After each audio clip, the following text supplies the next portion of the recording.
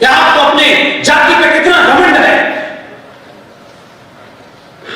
इसी देश में एक विदेशी महिला के इशारे पर तमिलनाडु में सनातन हिंदू धर्म का एक शंकराचार्य रात के अंधेरे में 1:30 बजे उन्हें पुलिस बलात्कार के केस में पकड़ती है, जेल ले जाती है, बंद कर देती है और कुछ दिन बाद उनकी मृत्यु हो जाती है। मैंने इस देश में एक प्रोटेस्ट नहीं देखी। आप अपने शंकराचार्य के लिए नहीं खड़े हो सकते, आप उसके लिए सड़कों पे नहीं निकल सकते, इसलिए जुडिशरी भी आपसे डरती नहीं है। इसीलिए वो हिंदुत्व की परिभाषा तय करती है। देश चलाने का काम सरकार का है, प्रधानमंत्री का है, राष्ट्रपति का है, कैबिनेट का है, पुलिस है, सेनाएं हैं। राष्ट्र में अगर धर्म की कोई भी परिभाषा बतानी है, किसी मान्यता परंपराओं को सही तरीके से रखना है, उसमें कोई अमेंडमेंट करना है, तो उसका राजा सिर्फ शंकराचार्य है और कोई नहीं हो सकता। सादा कोट पहनने से अकल ज्यादा आ जाती है, ऐसा कहीं नहीं लिखा। राफेल पे भी एक्सपर्ट, जंगकट्टू पे भी एक्सपर्ट, जेंडर जस्टिस पे भी एक्सपर्ट। जहां कहा कि थोड़ा सा मस्जिद पे भी एक्सपर्ट हो जाओ तो बोले नहीं नहीं नहीं, मस्जिद में जेंडर जस्टिस हुआ तो हमारे साथ जस्टिस नहीं हुआ। इसे कहते हैं आपकी सामूहिक शक्ति का डर। इसलिए आपने जब पब्लिक डिमॉन्स्ट्रेट किया, अपनी उस अभिव्यक्ति को बताया, आपने ये नहीं पूछा कि सत्ता के शीर्ष पे उसकी जाति क्या है। बार बार लोग कहते हैं हिंदू इंटॉलरेंट हो गया, इंटॉलरेंट हो गया, और ये कहते ही आप अपोलोजिस्टिक हो जाते हैं। लोग नहीं समझ पाए, किसी ने नहीं समझा। विदेश के एक सबसे बड़े अखबार में लिखा, उसने उस सरल भाषा में लिखा, आप पढ़ते नहीं, बाहर कौन सा फैशन है ये तो पता है आपको। उसने लिखा 2014 में पहली बार भारतीय सरकार बनी है। वो आपसे ज्यादा आपके बारे में जानता है, इसलिए आप शायद कंफ्यूजन में हैं।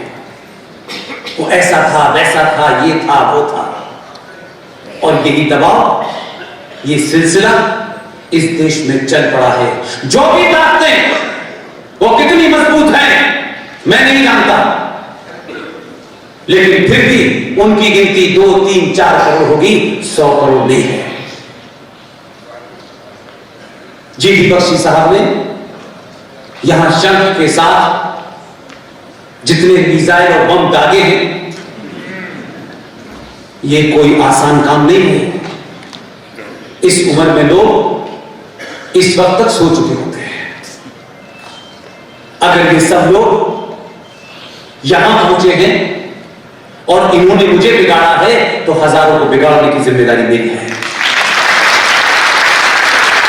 हम आपसे कोई ऐसी बात नहीं कहेंगे कि आप सहिष्णु हैं, आप इंटॉलरेंट हैं। जो भी कहता है वो मक्कार है और धूर्त है।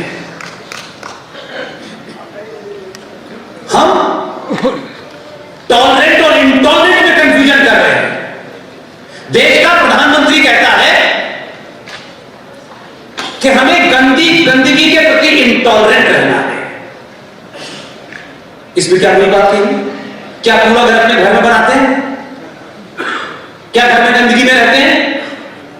लेकिन आप सिंबॉलिक चीजों पे जाते हैं, जो उसका मकसद है वो नहीं समझ पाए। जी.डी. बख्शी समझ गए। इस देश में जो कचरा है, मानसिक तौर पे उसके खिलाफ लड़ाई लड़ी है। जो इस देश को गंदा करने पे तुले हुए हैं, जिनका ख्वाब है अल्लाह जाने कौन सी किताब पढ़ी हुई है, दिन भर शौक है मुसलमान बनने का रहता है, दिन भर चलते फिरते उठते मुसलमान मुसलमान मुसलमान, इस्लाम, कुरान, शरिया, दारुल हरब, दारुल इस्लाम, सब चाहते हैं। क्या चाहते हैं? हमसे पूछो, मूर्खों, जाहिलों, 1400 साल में सुई नहीं बनाई तुमने, सुई नहीं बनाई। और हमसे कर रहे हो क्या? काफिरों से। वो जो ज्ञान दे रहे अफगानिस्तान में, उसी काफिर की गन से लड़ रहे हैं, उससे गन नहीं बनाई जा रही। खुद इतने अकलमंद है कि 2021 में हवाई जहाज के परों को लटक गए, उनका इसी पे चले जाए। ऐसा लगता है 1400 साल पहले खजूर तोड़ने की बीमारी भी तक नहीं है। हमसे सवाल करो यार, हमने अगर सवाल का जवाब पूछ लिया तो बड़ी शर्मिंदगी होगी कि नहीं। हमें अपने अल्लाह पर, उसे आप अल्लाह कह लें, मैं उसे ईश्वर कहता हूं, उस पर पूरा यकीन है कि उसने जैसा बनाया है, कुछ सोच के आंख कहीं लगाई है, नाक कहीं लगाई है, उंगलियां इतनी बनाई है, ये सोच समझ के किया है। जैसा बनाया है वैसे ही वापस जाते हैं। इनसे पूछिए, हमने देखी में बनाई होगी तो मुसलमान न हो।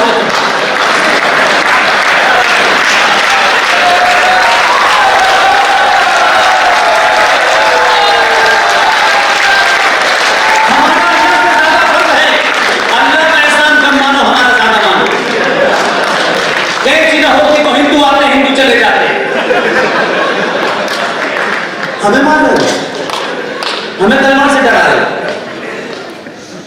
इसलिए ये डर अगले 1000 साल तक रहना चाहिए, गली गली मोहल्ले रहना चाहिए, और ये भाई और चाचा नहीं हो सकता, इसमें कोई कंफ्यूजन नहीं रहना चाहिए।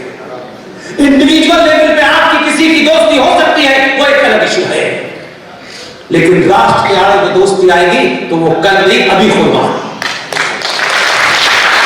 मुझे किसी का दिल नहीं जीतना, अब भारत के सनातनियों का दिल उन्हें जीतना है जिन्हें यहां रहना है, और कुछ नहीं। इसलिए आखिर में अपनी बात खत्म करता हूं। हिंदू पुरुषों को अगर बनना है तो बाहुबली बने, अगर हिंदू बहन बेटियों को, मां को कुछ बनना है तो देवसेना बने। कोई अगर मगर नहीं, कोई कंफ्यूजन नहीं।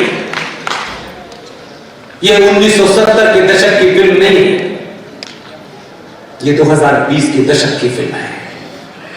अपनी सही कैरेक्टर चुनिए अपने घर से, जो आपको बहुत शौक था, कुछ घनाट लोगों को बड़ा शौक होता है। जैसे भी एक शराब कंपनी का कैलेंडर आता है, हर घनाट आदमी उसकी तस्वीर अपने घर में लगाना चाहता है। अब किंगफिशर का कैलेंडर लगाना बंद कर दीजिए।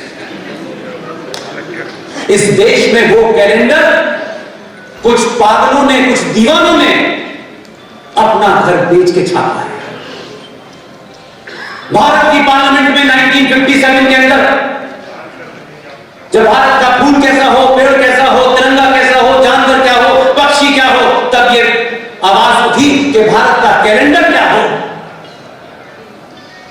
तो बहुत लोग बोले ये तो ठीक है। उन्होंने कहा नहीं, भारत सदियों से सनातन रहा है, सेकुलर रहा है, या किसी मजहब के रहनुमा से, चाहे वो 2000 साल का पुराना हो, चाहे 1400 साल का हो, उसके नाम से कैलेंडर कैसे चलेगा। फूल वाले चाचा दबाव में आ गए, तत्काल प्रभाव से दबाव था, उस वक्त भी लोग थे, उस दबाव में तत्कालिक तौर के ऊपर एक कैलेंडर सुधार समिति बनाई गई। यह बात मैं इसलिए बता रहा हूं कि ऐसा नहीं है कि आपके पीछे माजी में पार्लियामेंट में आपके बहादुर लोग नहीं थे, आपने उनको चुना नहीं, क्योंकि मां ने गलत पिता बता दिया था। बाकायदा बहस हुई, प्रोफेसर साहब, देश के जाने माने साइंटिस्ट, उनकी देखरेख में 7 लोगों की कमेटी बनाई गई। इलाहाबाद विश्वविद्यालय के फिजिक्स के, मैथमेटिक्स के टीचर बनाए गए। महाराष्ट्र के एक अखबार केसरी के संपादक को उसका सदस्य बनाया गया और कहा कि आप इसके ऊपर रिपोर्ट दीजिए। 1 महीने में उन्होंने अपनी रिपोर्ट दी और यह कहा कि भारत का कैलेंडर सत्य सनातन से होना चाहिए, सत्य संपत से होना चाहिए। कुछ लोग उठ गए टोपी वाले, से तथ्यों से उनकी बोलती बंद कर दी और फूल वाले चाचा अपनी बात कह नहीं पाए। इतना दबाव बनाया तर्कों के साथ कि भारत के दोनों सदनों ने पूर्ण बहुमत से भारत के सरकारी कैलेंडर को इस बात की इजाजत दी कि जो भी कैलेंडर अब से भारत सरकार छापेगी वो सब संवत्सर होगा। आप सोते रहे, आपने सवाल नहीं पूछा, इसलिए मैंने कहा कि आपकी जिंदगी में 2 रुपए किलो चावल और बिजली का बिल माफ हो जाना ही सब कुछ था। कुछ दीवानों ने सब कुछ छोड़ के ये काम किया। कैलेंडर छप के आ गया, रिजर्व बैंक इंडिया को कागज दिया, रिजर्व बैंक इंडिया ने सारी चीजें मांगी। उन्होंने कहा ये हमें पता नहीं। हमने कहा ये संसद का पास किया हुआ कानून है, इसकी खिलाफवर्जी आपको जेल में डाल देगी। ये किसी सरकार के ऑफिस में नहीं हुआ है। उन्होंने सारे रिकॉर्ड निकाले, देश में सर्कुलेशन जारी कर दिया सारे बैंक को कि अब से जो भी चेक अगर 7 सितंबर की डेट का होगा आपको एक्सेप्ट करना पड़ेगा। अपने कंप्यूटर में इसकी डेट बदल लीजिए, नहीं तो जेल जाना पड़ेगा।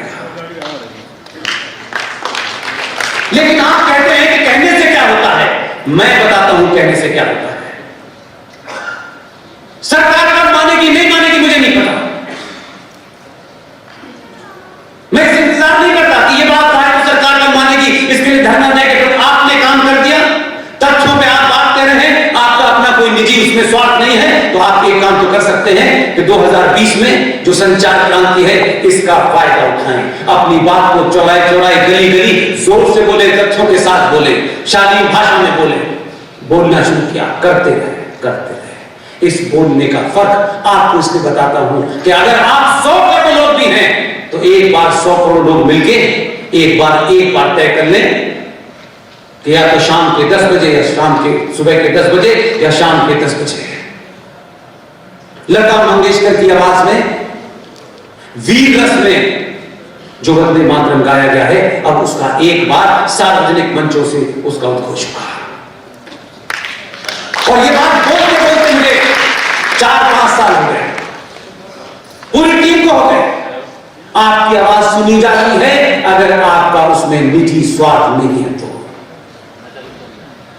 देश के प्रधानमंत्री ने खिलाड़ियों को चिट्ठी लिखी है, उस चिट्ठी पे 7 सितंबर की डेट पड़ी है। इतनी अपनी सामूहिक शक्ति को पहचानिए, अपने स्वार्थों से ऊपर उठिए। कई 100 सालों के बाद मौका मिला है इसे जाने मत दीजिएगा।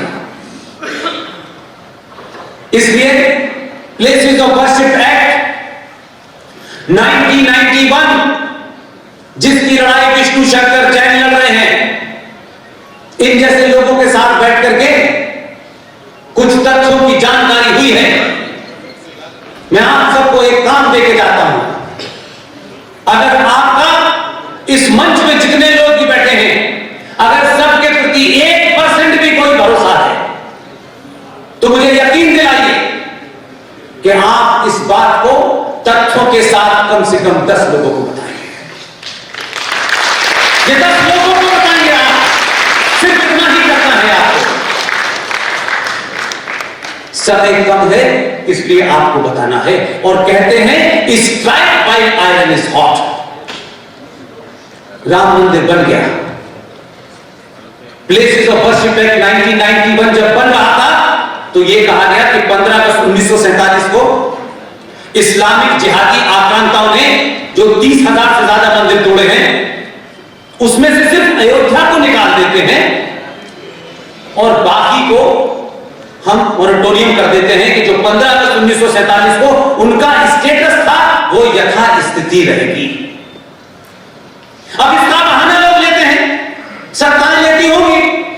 सत्ताओं के बारे में एक गलतफहमी अपने दिमाग से निकाल दीजिए कि सत्ता पर बैठने से ज्ञान का कोई संबंध नहीं है। ज्ञान अलग चीज है और कुर्सी अलग चीज है। ये दो अलग अलग चीजें हैं। अगर समाज जागरूक होता है तो सत्ताओं तक अपनी बात पहुंचाने का तरीका आपको आना चाहिए। भारत का संविधान एक धारा के तहत 254 ब्रैकेट में 2 अगर यहां कोई लीगल बैठे हो तो ध्यान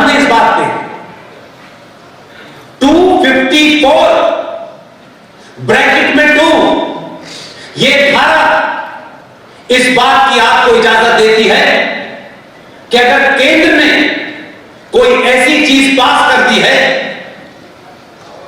जो आप अपने राज्य में नहीं चाहते, प्लेसेस ऑफ वर्शिप एक्ट 1991 पूरे देश में लागू है, लेकिन 254 ब्रैकेट में 2 यह धारा आपको एक रास्ता देती है कि आपकी राज्य सरकार इत्तेफाक से यहां भी जो लोग हैं गेरुए वस्त्र में दिल्ली में भी हैं, और आपके सामने यह संकट नहीं है कि राष्ट्रपति कोई दूसरा है, वो भी सब कुछ संवैधानिक कह रहा हूं मैं। आप उत्तर प्रदेश में चुनाव की घोषणा होने से पहले इतना शोर मचाइए और राज्य सरकार से कहिए 254 ब्रैकेट में 2 इस धारा के तहत विधानसभा में एक प्रस्ताव आइए, यह संवैधानिक है, और इस प्रस्ताव में कहिए कि प्लेसेस ऑफ वर्शिप एक्ट 1991 से उत्तर प्रदेश को बाहर कर दिया जाए। इस प्रस्ताव को आपकी राज्य सरकार पास करेगी और उस पे जैसे ही राष्ट्रपति के साइन होंगे, प्लेसेस ऑफ वर्शिप एक्ट के माध्यम से ये जो काशी में नंदी के सामने कचरा है, ये मथुरा में चोरी और सीनाजोरी और बदकारी और लूट के साथ ईदगाह मस्जिद बनाई गई है, प्लेसेस ऑफ वर्शिप एक्ट के तहत कोई 100 से ज्यादा मंदिर उत्तर प्रदेश में हैं, तत्काल प्रभाव से वो नलिफाइड हो जाएगी। आपको इन मंदिरों को तत्काल प्रकार से अपने मंदिरों की ओरिजिनल धारा में कोई रोक नहीं सकता।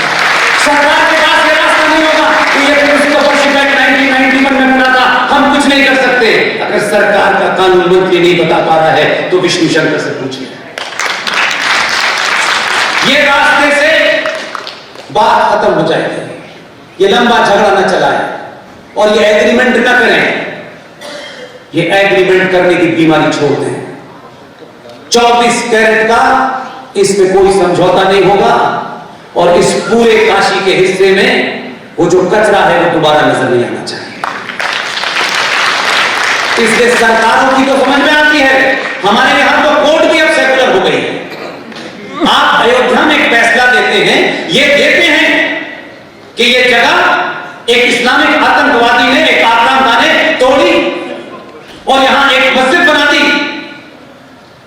आपने फैसले में दिया कि यहां मंदिर बनेगा, लेकिन बाबर तो 5 किलोमीटर दूर फिर जिंदा हो गया। ये कौन सी जमीन आपने दी? कभी सुना है आपने कि जिसने कत्ल किया हो, सजा होने के बाद ये कत्ल वाले से कि नहीं ऐसा है कि तुम्हें दोबारा से शादी करने की इजाजत देनी चाहिए। जो कातिल है वो कातिल है, उसे सजा मिलेगी। ये कंपनसेशन कब से हो गया? ये तो सरकारी काम होता है, कोर्ट कब से करता है? इसलिए बहुत सारी लड़ाई है, लेकिन सबसे बड़ी लड़ाई के बारे में जो बात विष्णु शंकर कह रहे हैं, इसको 10 लोगों से शेयर करें। ये हॉल, ये बिल्डिंग, ये राष्ट्र जिसे आप सुबह से शाम पूजते हैं, नमन करते हैं, यह आपके हाथ से जा चुका है। संसद ने कानून ऐसा पारित कर दिया है, आपको तो उस पर लड़ाई लड़ने का भी रास्ता बंद कर दिया है। जिन्होंने आपकी जमीन लूटी है, जो आपकी जमीन पे कब्जा दिखाना चाहते हैं, उनसे कोई कागज नहीं मांगा जाएगा, आपसे पूछा जाएगा और आपसे कोर्ट नहीं कह सकती। आपसे जो आपके कातिल हैं वही आपके मुंसिफ भी हैं। किस गलतफहमी के शिकार हैं? भाई भाई में झगड़ा हो रहा है, 100 गज जमीन इधर हो गई तो मर्डर हो रहा है, 100 गज जमीन इधर हो गई तो सालों मुकदमे चल रहे हैं। ये राष्ट्र की जमीन ही आपके पास नहीं है, इसकी लड़ाई नहीं है।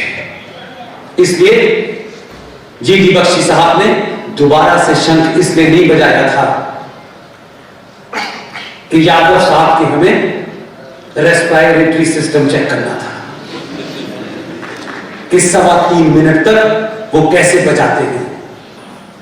ऐसे लोग जो आज भी शंख ऐसा बजाते हैं कि उस शंख को सुनने के बाद महाभारत जैसा माहौल बन जाता है।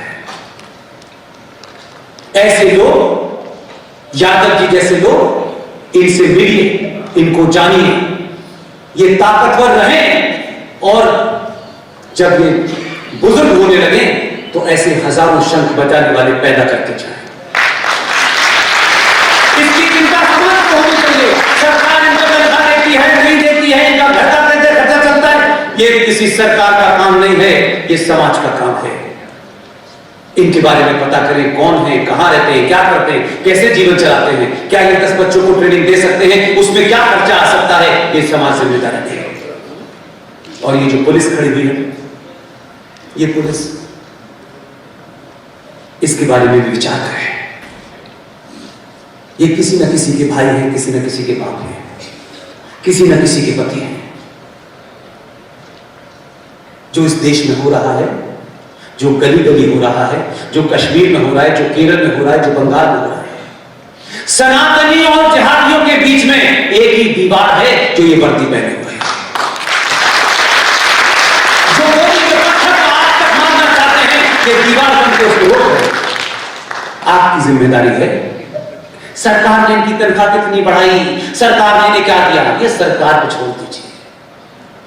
100 करोड़ सनातनी ये सोचें, ये पुलिस हमारी रक्षा के लिए है। इन पे उठने वाली गोली जो हमारे सीने तक आएगी, वो इनके सीने पे लगती है। इस सरकार के तौर पे किसी गोली से मारे गए, आपने कहा 50 सरकार ने 2000 कंपनसेशन दिया और चले गए, नहीं।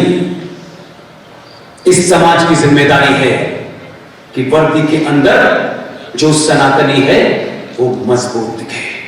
सरकार क्या करेगी, नहीं करेगी, आप अगर जरा जरा सा भी सोच लेंगे, इनकी हिम्मत इतनी मजबूत होगी कि दलाल और जिहादी बंदूक इधर नहीं चलाएगा। इसलिए इनका भी आपके जिम्मेदार और इनकी जगह नहीं है। बॉर्डर से जब कोई शहीद आता है तो हम देश भर में उसका जुलूस निकालते हैं, लेकिन इनके यहां गोली लगने के बाद उसका कफन दफन कैसे हुआ ये भी नहीं जानना चाहते। आपकी सुरक्षा में जो लोग लगे हैं उनके सामूहिक जिम्मेदारी आपकी है। आप जाइए दिवाली में, होली में, जो 24-24 घंटे ड्यूटी करते हैं, कभी इनके घर जाके भी मिठाई दे आइए, क्योंकि डीएम साहब के आपको इतना बड़ा कटोरा ले जाते हैं, क्योंकि जितना बड़ा देना होता है उतनी बड़ा नीचे कागज पे काम लगा होता है। ये जो काम कर रहे हैं वो डीएम एसएसपी नहीं कर सकता। आपने हम सबको सुना, धैर्य के साथ सुना। ट्रस्ट इंडिया फाउंडेशन के बनारस के जितने भी लोग हैं जिन्होंने इस प्रोग्राम को इस मुकाम तक पहुंचाने के लिए पिछले 2 महीने से मेहनत की है, वो और उनके तमाम दोस्त और तमाम सारे लोग जिन्होंने आज इतनी बड़ी सभा बनारस में बुलाई, इतने वृद्ध लोग, इतने प्रबुद्ध लोग, इतने ज्ञानी लोगों के बीच में हमारी बात रखने का मौका दिया। मैं सुनील जैन साहब को, उनकी पूरी टीम को, अनिल यादव साहब को, मल्होत्रा साहब को और तमाम वो सारे लोग जो इस पूरे प्रोग्राम के